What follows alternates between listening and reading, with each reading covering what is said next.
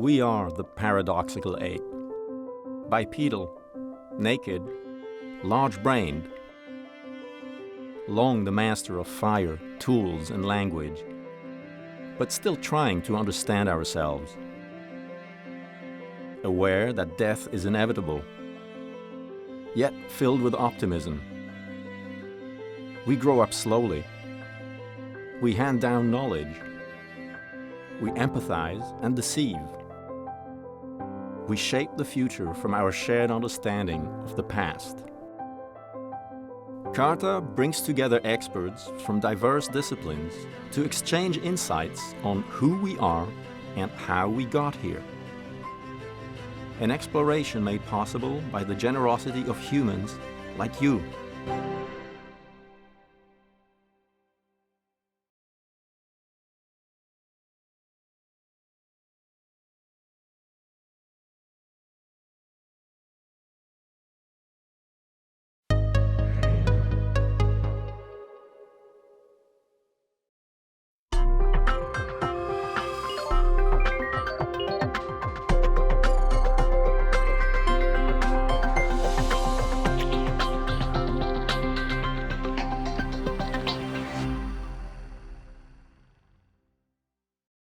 I want to present a model of language evolution that Ray Jackendorf, who you've heard before, and I have been developing over the last few years, and talk about what that model would imply for the evolution of pragmatics.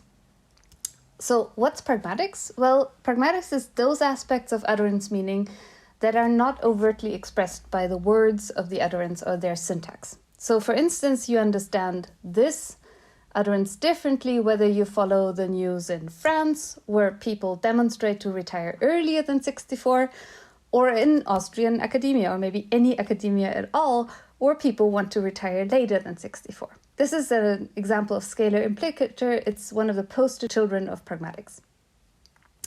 Here, Anna forgot to bring her laptop, or Ben returned to London.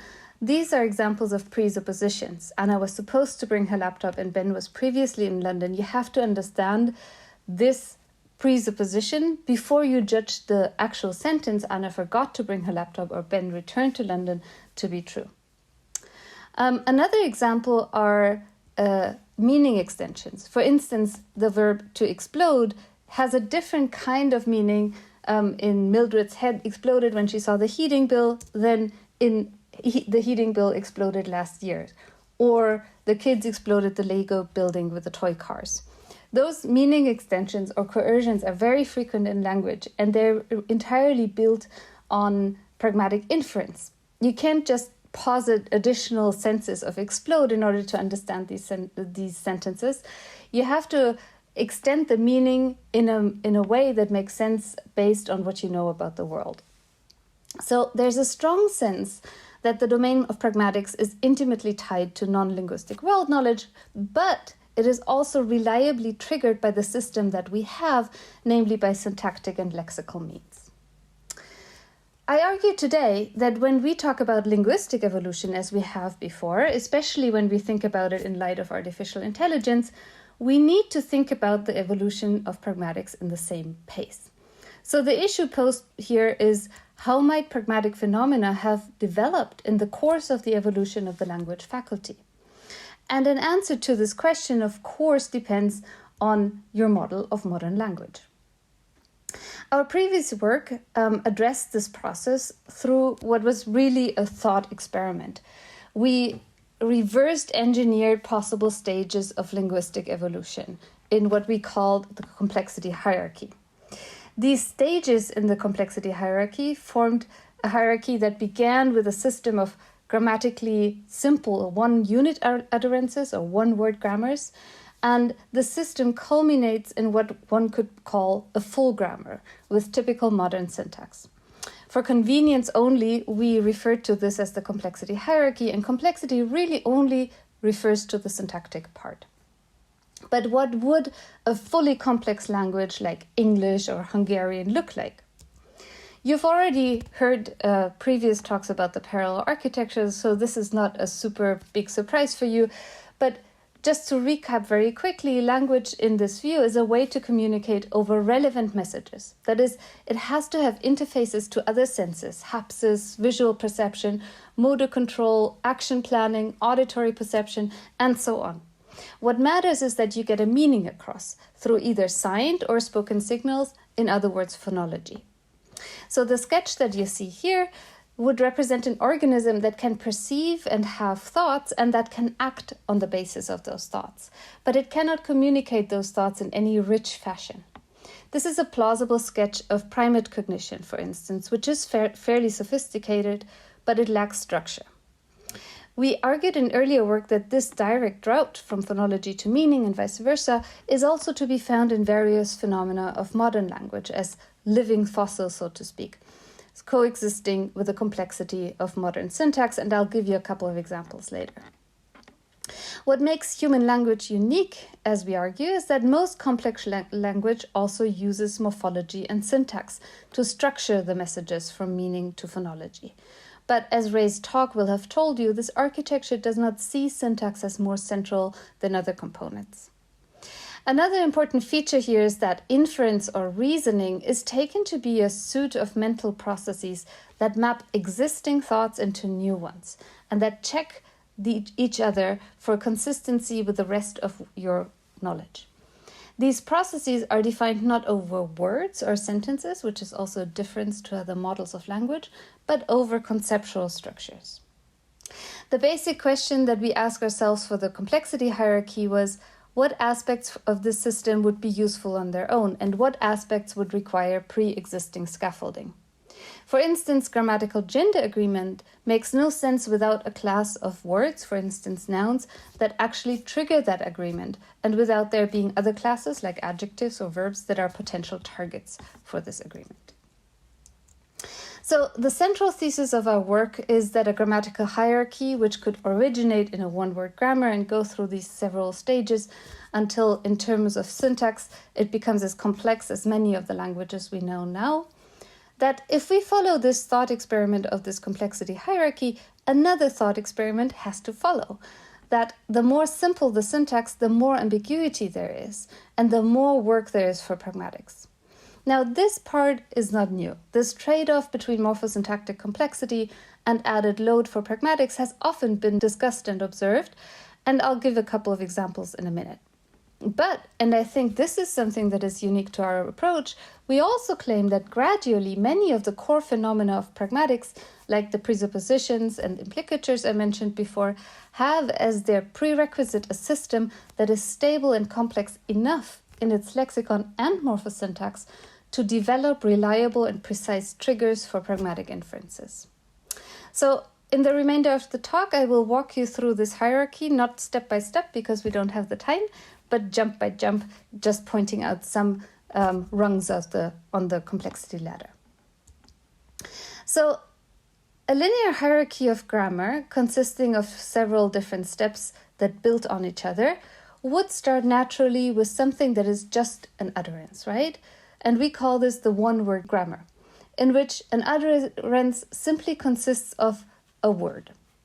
Now, you can also think about the next useful rung in the ladder, and that, in our thinking at least, would be a two-word grammar, right? Where you can string two words together in order to form an utterance.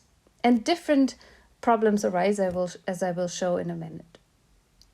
And finally then, what you would like to get at is a linear grammar, right? In which you have an unlimited, at least in theory, string of words that together jointly form an utterance. Now, what I want to stress is that in this world, there are no parts of speech of morphology needed. The linear order is entirely in the phonological structure, and the interpretation is driven by the relation between phonology and semantics. So what would a one-word grammar look like? Well, for instance, a one-word grammar in which you say cookie gives you simply the meaning of cookie, right? So the phonology provides you the symbol or the sign, and the semantics is simply the word cookie. Now, the one thing a one-word grammar needs is pragmatics and social cognition. In a one-word grammar, the phonology gives you a symbol that points to the meaning of here cookie, But the meaning of the utterance has to be, in most cases, interpreted by heavy pragmatic lifting. This heavy lifting is formalized by the function f here, which is unexpressed since we're only in a one-word stage. So the interpretation of, say, cookie in a child's one-word stage has to be derived by pragmatic reasoning. So cookie could mean a number of things, right? It could mean there's a cookie, where's the cookie, give me a cookie. But it could also mean something that is a little bit more out there. So something like, I want a cookie, or mommy's eating a cookie, or daddy's eating a cookie. So what you may be asking is, what good is a one-word grammar? And I would argue that it's plenty good already, better than no communication for sure. And that in modern language, like for instance in children's one-word stages, we use principle as hearers or listeners from one-word grammar all the time. Even in adult language, if I tell you a Scotch, then you probably infer that I would really like a Scotch right now. Now, two-word grammars have a reduced interpretation space, right? So if I add all of a sudden mommy cookie, that eliminates all the interpretations that don't have mommy in them, such as daddy's eating a cookie or the cookie's made of chocolate. Now, you might think this is trivial, but it really is not, because when we interpret utterances, we always take into account non-linguistic context as well. The combination of two words in a row is excluding some of these seemingly relevant interpretive options. But two-word grammars face a new problem. They need to specify the relation between the meanings of the two words. Now, it just so happens that in English, we are faced by this problem all the time, namely when we want to interpret English noun-noun compounds.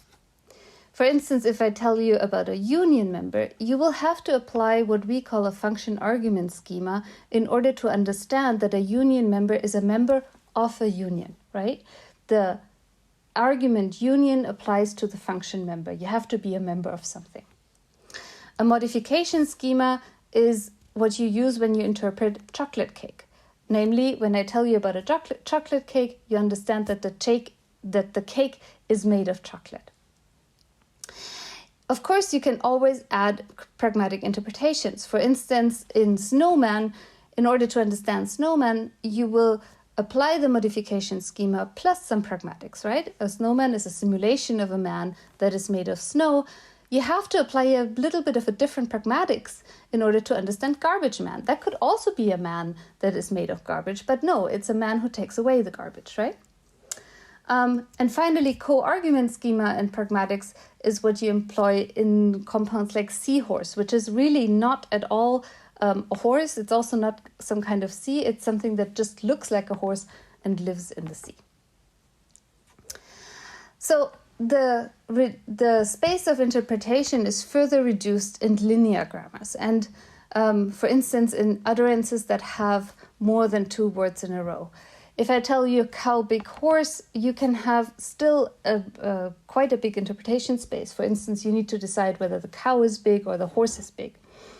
Or in utterances like girl, give, book, boy, take, which is something that you find in sign form, often in evolving sign languages, you need to decide who is giving what to whom. Now, languages all over the place have developed strategies in order to relieve the pragmatic system of this interpretive burden. For instance, we find strategies like putting the agent before the action or the agent before the patient. Those are the beginnings of rudimentary word order systems.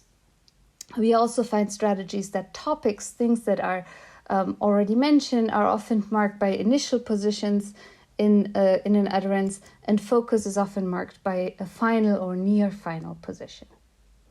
So as we go from a one to a two-word stage to a linear grammars, what we can see is that there's a reduction of interpretative space, which has to be resolved by the pragmatics.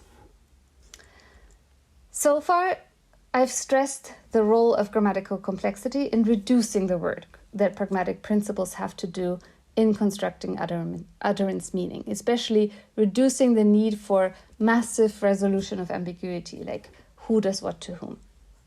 In the one and two word grammars that I've examined here, pragmatic principles are necessary to establish basic relationships, like who does what to whom or who's doing what with the cookie, right?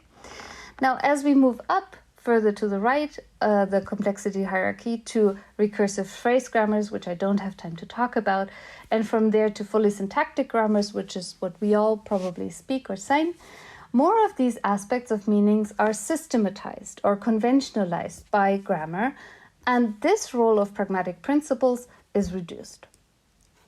So what I want to talk about now are the pragmatic phenomena that really are only possible when you move right on the hierarchy. So let's go back to our case of scalar implicature, right?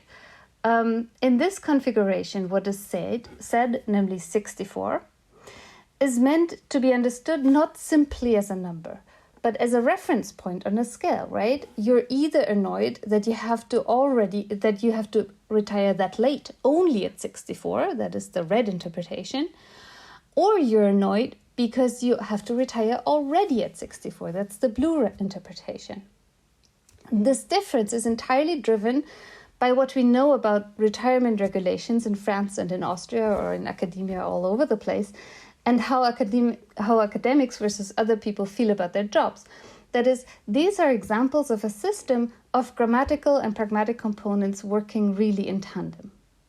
So one reason I find this example interesting is because if you ask one of the very popular chat systems now, ChatGPT, why are people annoyed at having to retire at age 64?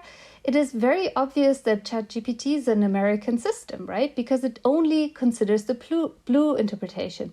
Many people may be upset to retire at 64 because they may not feel ready to stop working or feel like they have unfinished business and so on. So artificial systems have the problem that they don't understand this context dependence and that they are relying on what they're fed. This is not new, but I think it is especially powerful in the domain of pragmatics. Another example is the example of presupposition triggers. Adding grammatical complexity doesn't by any means eliminate the need for aspects of meanings that are not expressed by words. Rather, the precision of expression offered by syntax opens up more opportunities for finer-grained pragmatic principles. For instance, the definite article the in this example, the orange square is big, triggers presuppositions of existence. There has to be an orange square in order for the sentence to make sense.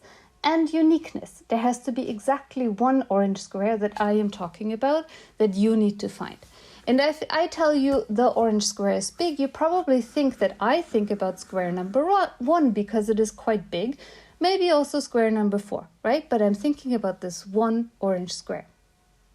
If you're in a linear grammar that has not developed a stable system to mark uniqueness, for instance, and you have an utterance like big orange square, this leaves open whether the orange square in question is at all identifiable by the hearer, whether it is one square or many squares, and even whether it exists, right? So to reliably trigger these presuppositions and not just leave them as one possibility among many in the pragmatic system, the language relies on functional morphosyntactic markers, such as a definite articles like the, or in French le or la, or demonstrative pronouns such as in Mandarin Chinese. And such a presupposition doesn't necessarily need to be triggered by a specific function word or morpheme. The absence of a functional item can equally accomplish this. For instance, in English, the opposition between singular and plural is carried by marking the plural. The unmarked form, the square, in example 1, is therefore understood as singular rather than being left indeterminate as in big orange square. So reliable pragmatic principles need not depend on the presence of specific functional items like tense or determiners or quantifiers and so on. Rather, it is the configuration of the whole system and the stability of the system as a whole that enables it to reliably trigger presuppositions and implicatures. So, syntactically complex language has to have evolved to reliably and consistently trigger existence and uniqueness presupposition, which means that when we talk about the evolution of language, we're not only talking about the evolution of syntax as in isolation, we also have to think about the evolution of other cognitive domains that are impacted by the evolution of syntax. The examples so far have illustrated elaborations of the enrichment schema, which adds semantic material around a single constituent of the utterance. However, the two-word schema that we met before, which establishes a semantic relation between two constituents of the utterance, is also subject to elaboration and specialization. For instance, in modern language, in English, for instance, conditional expressions make use of a mixture of grammatical and pragmatic resources. One type of conditional can be expressed grammatically by an if clause, like if you eat one more piece of cake, you'll explode. But this meaning can also be expressed by a paratactic conditional, like you eat one more piece of cake, you explode, in which the connection between the two is unexpressed and has to be inferred pragmatically.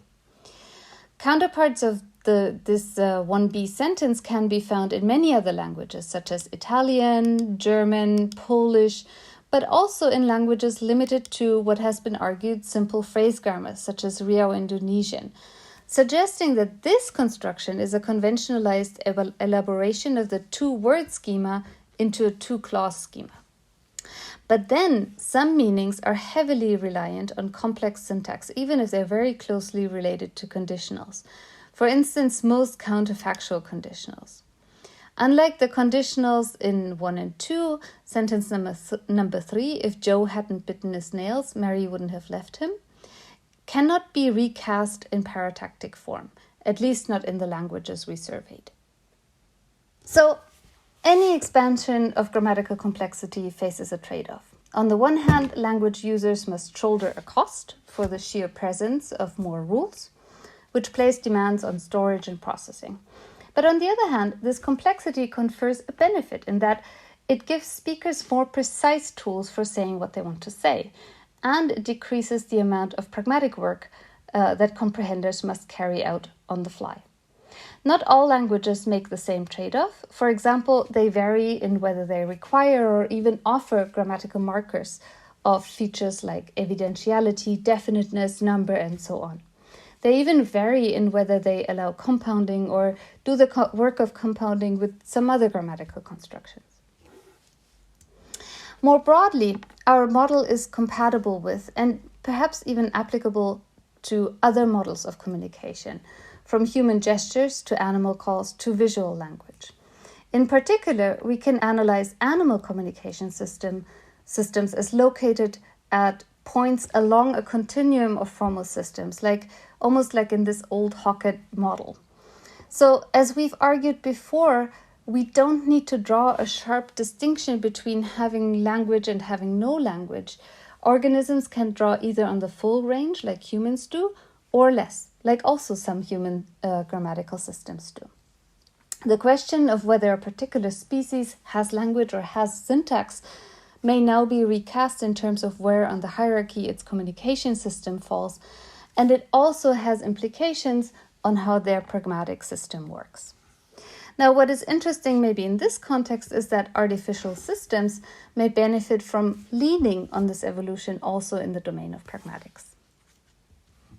In summary, our aim is to provide a set of formal tools to analyze the range of expressive possibilities that could have been potential precursors to many present-day complex communications systems, under the assumption that simpler stages are still useful and that they live on in each subsequent stage. Here, we've spelled out the impact of increasing syntactic complexity on the interpretative system that in many models of language does the rest, namely pragmatic principles. We've argued that the interpretative load on some aspects of pragmatics decreases with increasing syntactic complexity, but also that some pragmatic principles depend on the reliable, grammatically complex system of syntax, semantics, prosody, and the lexicon, all of which work in tandem. Now, to tie this back to the topic of this symposium, what we would argue is that if artificial intelligence is to be helpful in the study of anthropogeny, the question of how the capacity to calculate pragmatic inference co-evolved is central. Conventionally, what we see as limiting factors for such systems is their lack of a social cognition, their lack of world knowledge, the lack of principle of relevance, theory of minds, all of these things. But our claim is that syntactically complex linguistic systems evolve a different pragmatics engine than simpler systems. And this insight, I think, should be helpful both for understanding the scope of what artificial systems have to achieve and leveraging their power. Thank you.